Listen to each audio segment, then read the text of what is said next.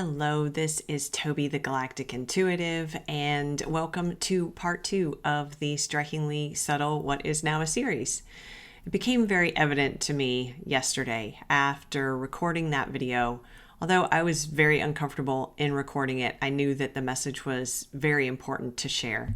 And as I was discussing how I was feeling about it with a friend of mine and then reflecting further upon it this morning, it became clear that it was not just my personal discomfort in the vulnerability that was expressed that made me apprehensive about sharing it, but also because there was something that I hadn't expressed fully in that video. And so I wanted to be sure to come here again today and revisit the subject a bit with a little bit of I guess twist, but a further exploration of part of it.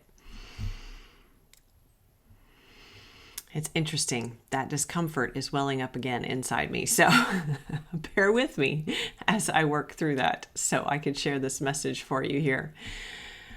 When I was expressing and describing to you my experience that led up to this message coming through, it was about witnessing myself in the test clips that I did ahead of time to make sure everything was set up correctly and straight and all those things. Recognizing the disparity between my physical appearance and my true appearance. And there are layers to this. So the layer we talked about in that other video was about how we don't always see ourselves as we truly are. And that oftentimes other people will see us, at least our physical appearance, as we truly are. And that there will be, there goes the nose, and that there will be a moment that is very striking in which you catch a glimpse, if not more, of your true appearance. So that was the first part of it. And then we delved deeper into how we may alter our appearance. For me, it was talking about the makeup I was wearing. We may alter our appearance or alter our behavior or our speech in order to be, the word I'm getting is presentable. It's our judgment as to what will be accepted by other people around us.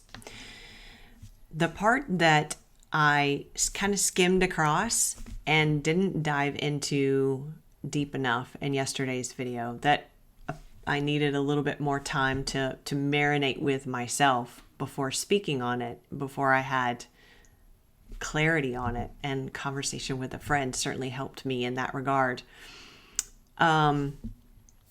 Was about what I actually saw when I had that moment of looking at the test clip and having that striking recognition that the Toby I was seeing was not my true self. And what I was actually seeing was my higher self. I've reflected and pondered, was it my higher self? Was it soul recognition? I don't know that it's necessary to assign or to separate those two out. In this example, for this experience I'm describing to you guys. So we'll describe it as my higher self for simplicity, so I'm not going back and forth between two different terms here and confusing things. And so it was not that I was, again, this goes back to our intention. And what was my intention when I was showing up on camera with that particular makeup? Honestly, after this moment happened and after the space of recording this video, I didn't see myself the same. I didn't see the disparity between the makeup I was wearing and my higher self. When I looked in the mirror, I wasn't struck by that. So it was in relation to the makeup, but ultimately it was, and the reason I explain this is because I feel like this is how you'll experience it as well. It wasn't so much about the makeup itself. It was about how I view myself. And it was through seeing the disparity between the visage. I didn't say that right. I don't think I said that right. But anyway, you know what I'm saying. The appearance that I was presenting on camera and my higher self. Had I not, and I'm having a hard time explaining this, obviously.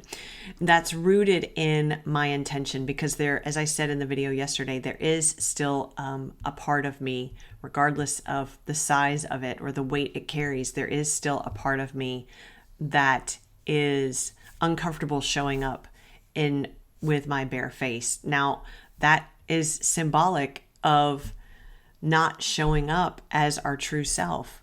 Just as I talked about in the other video about how we change our speech or we alter our behavior, it might be this is referring to very, very subtle ways. But those are the ways. It's our intention in doing that we are not embodying the fullness of who we are. There's something that I wrote in my journal that I want to share with you, and I want to make sure I get the wording right. So I'm going to read this part from my journal. It's very short, but I want to make sure I say this correctly because the wording is important. In that moment, I saw the disparity between how I looked in makeup and how the true me looks. And as my friend put it later, it was seeing my higher self, seeing beyond the veil.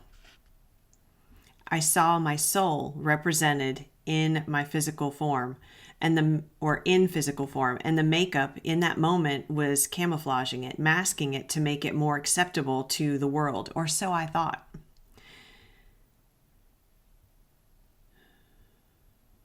It was seeing the disparity between how I present myself and who I really am. That's a key part, how I present myself and who I really am. And the key here, and this is the second part of this, the key here is recognizing the intention behind how we present ourselves. When we are clear and honest about our intentions consistently, this opens us to see the higher self through the human until there is no disparity, until we are and we embody our higher self. So it feels like, and I know this is connected with the Mercury retrograde period too, because we've got keywords here that came through in recognition. When I wrote that word, it immediately took me back to that reading and the message about Mercury retrograde, because that was one of the 4 or 5 keywords during this time frame. I'm also drawn to that word of renewal as well. How exactly that fits? It feels like a renewal in how we present ourselves. And man, we've talked about this so much, but again, we keep going a layer deeper and a layer deeper and a layer deeper.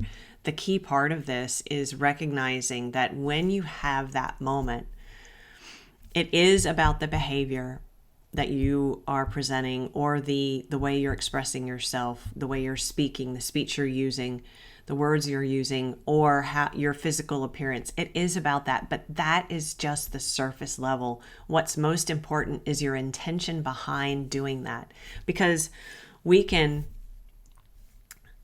show up in altered appearance. We can change our hair color, we can change our haircut, we can change our clothing, we can change our makeup, we can, change our appearance in a multitude of ways. And we can do that for us just because we want to. without any real regard for what anybody thinks about it, because it doesn't matter. We're doing it for ourselves. That's the intention. We can speak a certain way because that's what resonates for us with our truth and with the love within our heart space.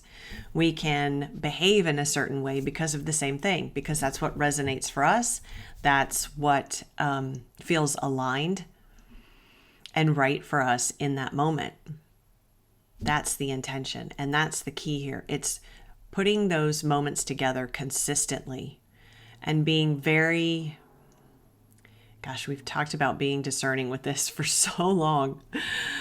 And I can kind of feel some of you like, how much more are we going to do with this? Well, we're going to keep doing it, because it's this consistency that opens the door to embodying your highest self on a regular basis until that becomes your default.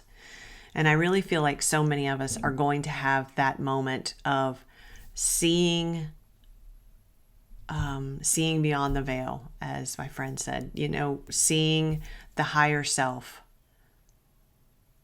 And that's where I was speaking to seeing the energy of who we are versus just the physical representation. And when we do that, then how we show up in the physical world, we align our intention with it so that is coherent with our highest self. I feel like there's so much more to be said about that, and I don't have the words for it right now. Maybe nothing else needs to be said about it. I think it's not that we need more words about it, it's that we need more embodiment of it. That's exactly it. There is more to experience in that way. It's not for me to put more words to it or to explain it further over and over again. It's for us to put this into practice. And that's why it feels like we're kind of on the leading edge of this. Not truly just the very leading edge of it, because that would imply that we're farther away from being able to actualize this into our life. It's not that. It's just that we are opening up to this in a new way. And again, I will tell you, this is so striking. This experience is so wild. It is so wild to be able to see your highest self and then see the disparity. That was the word I couldn't come up with yesterday. I was saying like distance and separation. To see the disparity between your physical appearance, how you present, and even beyond physical appearance, but for so many of us, it's going to show up that way. How you present yourself and the truth of who you are. And the other part of this, I suppose, is recognizing that, I mean, this harkens back to dimming our light, ultimately. We've moved beyond that. However, there is still that connection to a bit of that. As we are becoming acclimated and calibrated to this new now person that we are, we go through a bit of, I mean, there's huge amounts of growth included in that. And at the same time, there's an adjustment period. And we've talked about that too. I'm certain of it. This is part of the adjustment period. And certainly there will be some of you who are going to see this outside of this particular Mercury retrograde that is happening from November 9th until November 29th. However, many of you are going to see this now, and this is part of that recalibration period. This is getting adjusted to operating from that place of alignment with the highest self and being actually able to see your highest self. to see the highest self in the energy that you are embodying, and then to take steps to align your outward expression, the presentation of yourself, so that it also is in coherence with that. Yeah. That's it. I wish I could remember what I just channeled through because I would repeat it. But that was it. Okay, so I had to actually stop the recording and rewind it to get this statement again, because I want to repeat this to you guys. To see the highest self in the energy you are embodying, and then to take steps to align your outward expression, the presentation of yourself, so that it is also in coherence with the highest self. That's exactly what we're talking about here. It's exactly what we're talking about here. And I mentioned in that last video, I mentioned a transit with Uranus, and I couldn't for the life of me remember during the last video what it was. So I included it in the description box, but I want to bring it up now because it brings up another point and something else I wanted to share with you. Uranus is currently in Gemini. It will be moving retrograde into Taurus right during this time frame. On November 7th, it goes retrograde in Taurus. Now, Taurus is about our value. Uranus and Taurus can be about a shakeup and a sudden, unexpected shakeup in regards to how we define value and safety and stability. And that can be on a personal, individual level or a collective level. And with the sign of Taurus, it's often about comfort and finding safety and security in comfort and in the sensual, things that feel good. So if we're reviewing and having a shakeup in that regard, in this Mercury retrograde, right in the middle of this time frame we're talking about now, about this revealing of these subtle ways in which we mask ourselves to be safe and feel accepted. These two things are, the energy of Uranus and Taurus is absolutely playing into this dynamic and providing the cosmic frequencies to assist us in this, to spark this revealing, to spark that moment of being struck by that disparity we've talked about. And it's this moment of striking awareness that is giving us the opportunity to look at where we have found comfort and, again, safety in not presenting the fullness of who we are, in not accepting the fullness of who we are, in keeping those aspects hidden or masked from the outside world, and in some cases from ourselves as well. So that brings up something else. And you'll notice directly over my shoulder, there is an image with a sigil in it. And this is from a couple of years ago. And it is also something my friend mentioned to me and reminded me of. Let me see if I can get it here. This sigil was channeled, and the message around it, the message I received with it, the sigil represents your value as an energetic being. So I'm going to read the channeled message to you that I received a couple years ago around this, and I'll put the sigil on the screen as well so you can see it up close, and I'll grab the photo in a moment. So here's the channeled message. It is your energy, your energetic body, which you've been diligently balancing, healing, and clearing. Do not diminish its importance in magnetizing partnership towards you with beliefs that over-prioritize your physical appearance. Humans of all shapes and assignments have been subjected to misinformation, which seeks to undermine the power of the energy body, its frequency, and its ability to draw in experiences and other humans. Reconnect to your energetic body with the recognition that this physicality allows for the fullness of the human experience, and it is in this integration of physical and energetic that you will vibrate higher, manifesting the arrival of other humans, also actualizing this integration. So here's a lovely reminder for us that although we have maybe altered our appearance or altered our behavior, altered our words in ways that we were holding under a belief that kept us safe in the way that it would allow us to be more readily accepted by others.